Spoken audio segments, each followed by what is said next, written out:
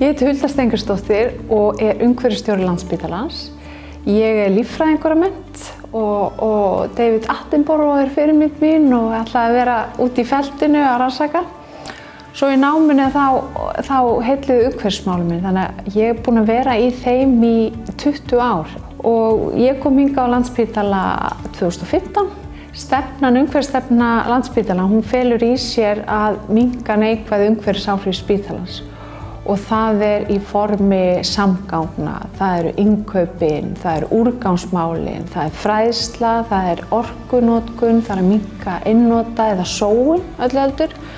Og svo er það líka í stefnunni umfjöllun vistvænar byggingar.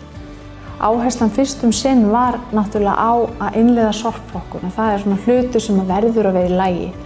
Og það var þá að innleiða bláa flokkinn sem gekk ótrúlega vel, fór áttfölduðum flokkunum af því, það er að segja pappír og pappa. Svo 2015 þá innleiddum við græna flokki sem er plastið og þar höfum við náð þreföldum bara á milli ára.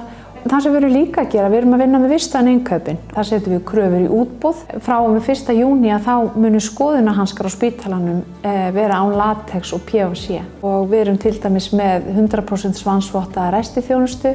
Nú erum við að vinna til dæmis að því að fasa út eins og bekkjapappír sem er óþarfur á ýmsum stöðum. Það eru skóhlífar sem til dæmis eru óþarfar. Við erum hætt að kaupa frauðglös. Ein af áherslum spítalans eru samgöngumálin og strax 2014 þá buðum við starfsfólki okkar upp á samgöngustyrk þar sem það getur fengið 5.000 krónur skattfrjálsar á mánuði í stað þess að fara með vistvænum hætti 60% ferða sinna til og frá vinnu. Og það gekk mjög vel og samhliða þessu hefur verið að byggja upp aðstöðu. Við erum bara að fara að opna núna aðgangsstýrt yfirbyggt hjólaskýli í Fossvogi sem hefur verið lengi beðið eftir.